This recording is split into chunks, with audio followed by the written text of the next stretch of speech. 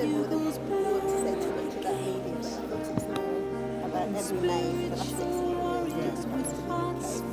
I mentioned it about 1998. The other thing that we know is that we really can't do much about most of the things that are stressing us.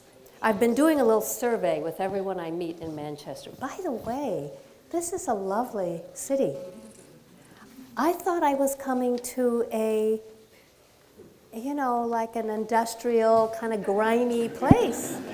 This is knockout, this city. I mean, it's really gorgeous. Public parks and public sculpture and beautiful architecture. And so my first thought was, well, why would they be stressed, with a place like this?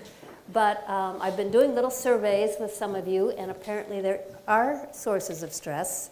And it sounds like some of it is economic uncertainty, and you're in good company there. More of the solutions. Sometimes in business, you can be at a crossroads where you're not too sure what you want to do. You've got lots of different options, and actually making the decision itself is the hardest thing, and choosing the path. So it starts with the sort of notion that all of this works from the inside out. Even each of these crises has an internal dimension that manifests on the outside.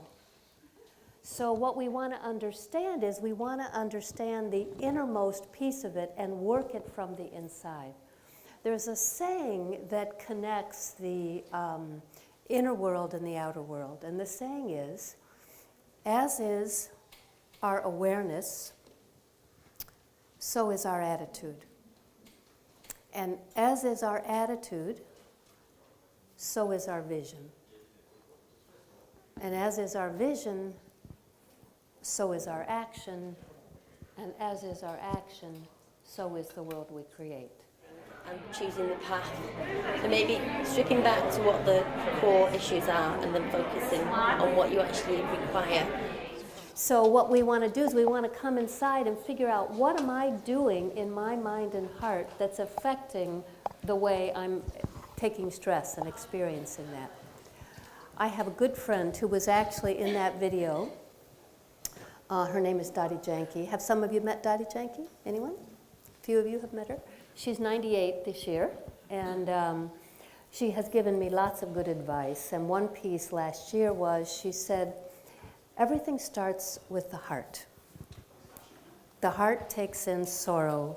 The heart takes in fear. The heart is where worry lives. And she said, so when we're trying to deal more effectively with the world, it has to start with cleaning the heart. We have to find ways to move these things that are in the heart so that we can work in a more effective way. Keep what we need in the heart, because some of it's beautiful, and then lose the rest. There were lots of things we learn about this. We learn to give our love and attention to other people, but not observe the sorrows from them. Once we don't observe the sorrows for them, once we have in our heart we have love to give, then it's good for the other people. That's what I learned. That's the main thing I learned. I feel that you're sad. I'm sad too. Yeah, I've used that phrase many a time. Yeah, I feel your pain. I know you're sad. I'm sad too. Now look, we're both sad. Right? So what happens to them? Now you got sad.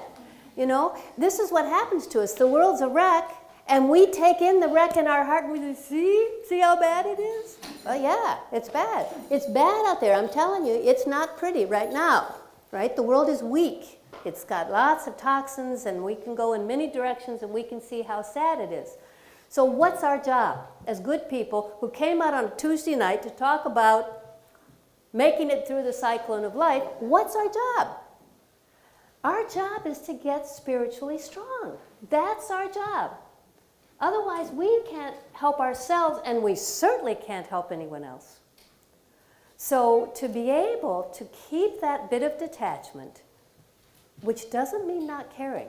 In fact, you have more love to give when you are not lost in their grief. And this is true with children and spouses also. When I say to my spouse or my child or my sibling or my client, whatever, gosh, I have good wishes for you. I have benevolence and love for you, etc. May this go really well for you.